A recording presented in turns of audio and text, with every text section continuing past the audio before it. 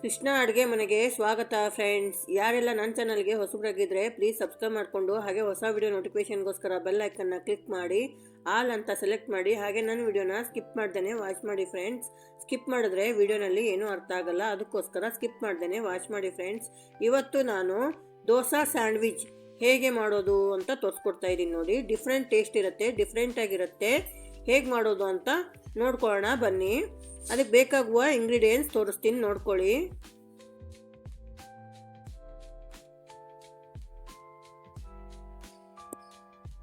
ಇಲ್ಲಿ ನೋಡಿ, ನಾನು ಅರ್ಧ ಈರುಳ್ಳಿನ ಚಿಕ್ಕದಾಗಿ ಕಟ್ ಮಾಡಿ ಇಟ್ಕೊಂಡಿದ್ದೀನಿ ನೋಡಿ.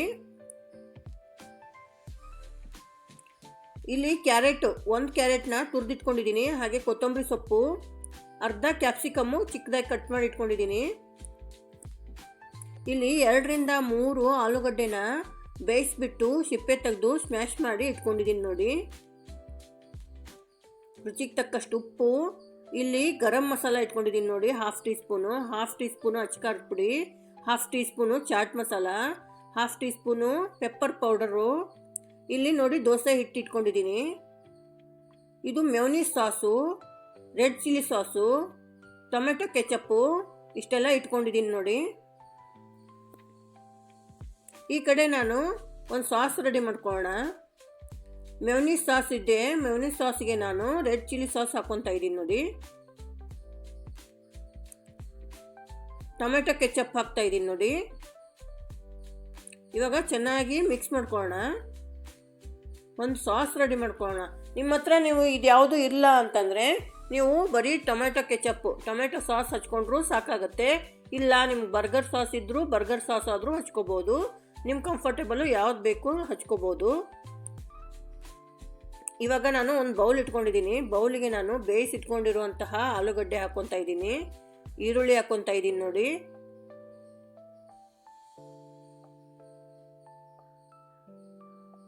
ಕ್ಯಾಪ್ಸಿಕಮ್ ಹಾಕ್ಕೊತಾ ಇದ್ದೀನಿ, ಕೊತ್ತಂಬರಿ ಸೊಪ್ಪು ಹಾಕ್ಕೊತಾ ಇದ್ದೀನಿ, ಕ್ಯಾರೆಟ್ ತುರಿ ಹಾಕ್ಕೊತಾ ಇದ್ದೀನಿ. ನಿಮಗೆ ಇವಾಗ ನೋಡಿ ಚಾಟ್ ಮಸಾಲ ಹಾಕ್ಕೊತಾ ಇದ್ದೀನಿ, ಪೆಪ್ಪರ್ ಪೌಡರ್ ಹಾಕ್ಕೊತಾ ಇದ್ದೀನಿ ನೋಡಿ, ಅಚ್ಕಾರದ ಪುಡಿ ಹಾಕ್ಕೊತಾ ಇದ್ದೀನಿ,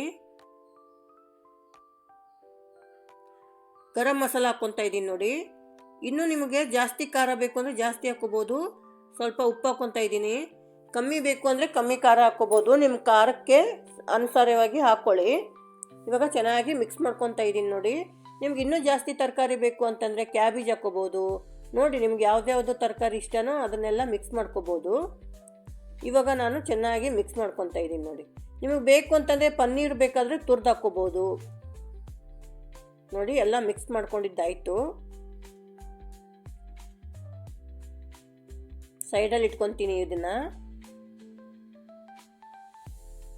ಈ ಕಡೆ ನೋಡಿ ಒಂದು ತವಾ ಇಟ್ಕೊಂಡಿದ್ದೀನಿ. ಆ ತವಾಗೆ ಒಂದು ಸ್ವಲ್ಪ ಎಣ್ಣೆ ಸವರ್ಕೊತಾ ಇದ್ದೀನಿ ನೋಡಿ. ತವಾಗೆ ಕಾಯಕ್ಕೆ ಇಟ್ಟಿದ್ದೀನಿ, ಎಣ್ಣೆ ಸವರ್ಕೊಂಡಿದ್ದೀನಿ. ಹಾಗೆ ನಾನು ಒಂದು ಬಟ್ಟೆಯಿಂದ ಒರೆಸ್ಬಿಡ್ತೀನಿ. ಎಣ್ಣೆ ಇತ್ತು ಅಂದರೆ ದೋಸೆ ಸರಿಯಾಗಿ ಬರಲ್ಲ, ಅದಕ್ಕೋಸ್ಕರ ನಾನು ಬಟ್ಟೆಯಿಂದ ಒರೆಸ್ಕೊಂಡ್ಬಿಟ್ಟೆ ನೋಡಿ. 2 ಸ್ಪೂನು ನಾನು ಹಿಟ್ಟು ಹಾಕ್ಕೊಂಡಿದ್ದೀನಿ ನೋಡಿ, ದೋಸೆ ಹಿಟ್ಟು. ಇದನ್ನು ನಾನು ಸ್ವಲ್ಪ ಅಗಲ ಮಾಡ್ಕೊಂಡ್ಬಿಡ್ತೀನಿ. ಸೆಟ್ ದೋಸೆ ಥರ ಹಾಕ್ಕೊತಾ ಇದ್ದೀನಿ, ದಪ್ಪ ಹಾಕ್ಕೊತಾ ಇದ್ದೀನಿ. ನೀವು ತಿಳು ಹಾಕ್ಕೋಬಾರ್ದು, ದಪ್ಪನೇ ಹಾಕ್ಕೋಬೇಕು. ದಪ್ಪ ಇದ್ರೇ ಸ್ಯಾಂಡ್ವಿಚ್ ಚೆನ್ನಾಗಿ ಬರೋದು. ಇವಾಗ ನೋಡಿ ಈ ಥರ ಬಬಲ್ಸ್ ಬಂದಿದೆ, ಚೆನ್ನಾಗಿ ಬೇಯಬೇಕು.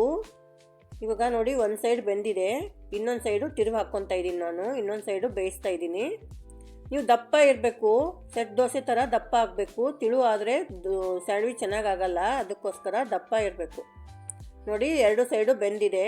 ಇವಾಗ ನೋಡಿ ಒಂದು ತಟ್ಟೆಗೆ ನಾನು ತೆಕ್ಕೊತಾ ಇದ್ದೀನಿ, ನೀಟಾಗಿ ಮಾಡ್ಕೊತಾ ಇದ್ದೀನಿ ನೋಡಿ. ಕಟ್ ಮಾಡ್ಕೊಳ್ಳೋಣ ಅಂತ ನೀಟಾಗಿ ಮಾಡ್ಕೊತಾ ಇದ್ದೀನಿ ನೋಡಿ. ಒಂದು ಸೈಡು ನಾನು ಕಟ್ ಮಾಡ್ಕೊತಾ ಇದ್ದೀನಿ ನೋಡಿ. ನಿಮ್ಮ ಹತ್ರ ನೀವು ಇದಿದ್ದರೆ ಪಿಜ್ಜಾ ಕಟ್ರಿ ಇದ್ದರೆ ನೀವು ಪಿಜ್ಜಾ ಕಟ್ರಲ್ಲೂ ನೀವು ಕಟ್ ಮಾಡ್ಕೋಬೋದು. ನಾನು ನೈಫಲ್ಲೇ ಕಟ್ ಮಾಡ್ಕೊತಾ ಇದ್ದೀನಿ ನೋಡಿ. ಒಂದು ಸೈಡ್ ಕಟ್ ಮಾಡಿದ್ದಾಯಿತು. ಇವಾಗ ಇನ್ನೊಂದು ಸೈಡು ನಾನು ಕಟ್ ಮಾಡ್ಕೊತಾ ಇದ್ದೀನಿ ನೋಡಿ. ನಿಮಗೆ ಕಟ್ ಮಾಡ್ಕೋಬೇಕು, ಈಸಿ ಆಗಬೇಕು ಅಂತಂದರೆ ನೀವು ಹಿಂದಿನ ಬಾಜು ನೀವು ಚೆನ್ನಾಗಿ ಇನ್ನೂ ಜಾಸ್ತಿ ಫ್ರೈ ಮಾಡ್ಕೋಬೋದು. ಆವಾಗ ನೀಟಾಗಿ ಚೆನ್ನಾಗಿ ಕಟ್ಟಾಗುತ್ತೆ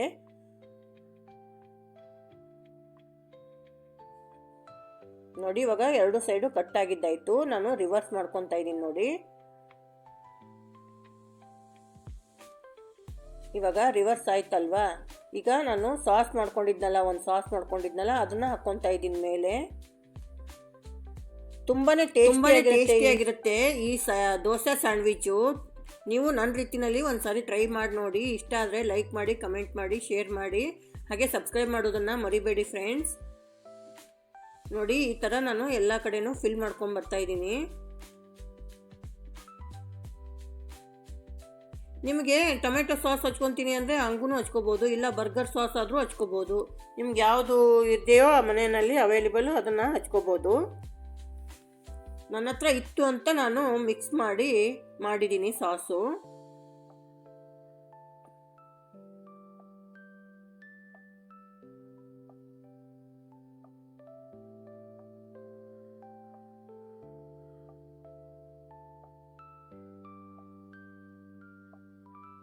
ನೋಡಿ ಎಲ್ಲಾನು ಹಚ್ಚಿದ್ದಾಯ್ತು ಎಲ್ಲ ಪೀಸಸ್ಸಿಗೆ.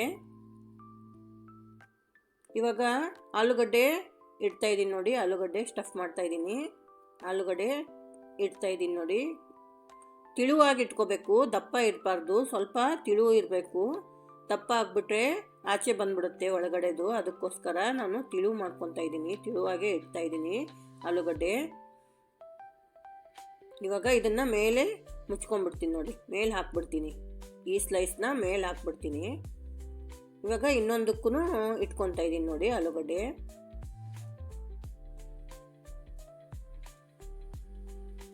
ನಿಮಗೆ ಬೇಕು ಅಂತಂದರೆ ಚೀಸು ತುರ್ದ್ಬಿಟ್ಟು ಆದರೂ ಹಾಕ್ಕೋಬೋದು, ಇಲ್ಲ ಅಂತಂದರೆ ಚೀಸ್ ಸ್ಲೈಸ್ ಆದರೂ ಇಟ್ಕೋಬೋದು ಮೇಲೆ.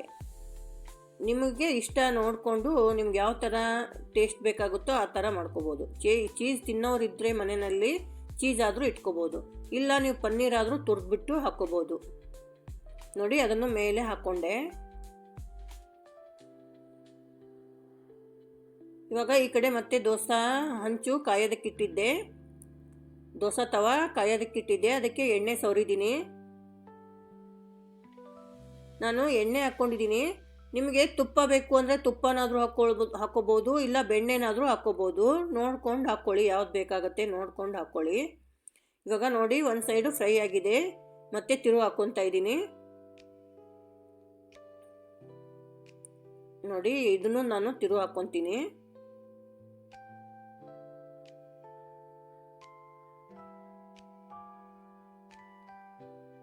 ಜಾಸ್ತಿ ನಾವು ಆಲೂಗಡ್ಡೆ ಸ್ಟಫ್ ಮಾಡಿದ್ರೆ ಈ ಥರ ತಿರುವು ಹಾಕೋವಾಗ ಆಚೆ ಬಂದ್ಬಿಡುತ್ತೆ. ಅದಕ್ಕೋಸ್ಕರ ಸ್ವಲ್ಪ ಸ್ವಲ್ಪನೇ ನಾವು ಒಳಗಡೆ ಫಿಲ್ ಮಾಡಬೇಕಾಗತ್ತೆ. ನೋಡಿ ಚೆನ್ನಾಗಿ ಫ್ರೈ ಆಗೋವರೆಗೂ ಟರ್ನ್ ಮಾಡ್ತಾ ನಾವು ಫ್ರೈ ಮಾಡ್ಕೊತಾ ಇದ್ದೀವಿ. ನೋಡಿ ಈ ಥರ ಫ್ರೈ ಆಗಿದೆ. ಇನ್ನೂ ಜಾಸ್ತಿ ಕ್ರಿಸ್ಪಿ ಬೇಕು ಅಂತಂದರೆ ನೀವು ಜಾಸ್ತಿ ಫ್ರೈ ಮಾಡ್ಕೋಬೇಕಾಗತ್ತೆ. ನೋಡಿ ಈ ಥರ ಆಗಿದೆ ನೋಡಿ, ಎಷ್ಟು ಚೆನ್ನಾಗಿ ಕಾಣಿಸ್ತಾ ಇದೆ ನೋಡಿ. ಇವಾಗ ಕಟ್ ಮಾಡಿ ತೋರಿಸ್ತೀನಿ ನಿಮಗೆ. ನಿಮ್ಗೆ ಇನ್ನೂ ಕ್ರಿಸ್ಪಿ ಬೇಕು ಅಂತಂದರೆ ನೀವು ಜಾಸ್ತಿ ಫ್ರೈ ಮಾಡ್ಕೋಬೇಕು. ಉರಿ ಗ್ಯಾಸ್ ಫ್ಲೇಮು ಕಮ್ಮಿ ಇಟ್ಬಿಟ್ಟು ನೀವು ಜಾಸ್ತಿ ಫ್ರೈ ಮಾಡ್ಕೋಬೇಕಾಗತ್ತೆ. ನೋಡಿ ಎಷ್ಟು ಚೆನ್ನಾಗಿ ಕಾಣಿಸ್ತಾ ಇದೆ ನೋಡಿ. ಕಟ್ ಮಾಡಿ ತೋರಿಸ್ತಾ ಇದ್ದೀನಿ. ಒಳಗಡೆ ಸ್ಟಫಿಂಗು ಎಷ್ಟು ಚೆನ್ನಾಗಿ ಕಾಣಿಸ್ತಾ ಇದೆ ನೋಡಿ.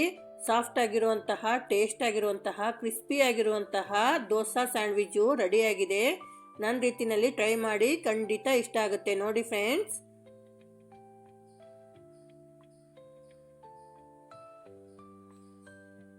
ಬಾಯ್ ಬಾಯ್ ಫ್ರೆಂಡ್ಸ್. ಮತ್ತೆ ಹೊಸ ವಿಡಿಯೋ ಒಂದಿಗೆ ಮತ್ತೆ ಸಿಗ್ತೀನಿ. ಬಾಯ್ ಬಾಯ್ ಫ್ರೆಂಡ್ಸ್.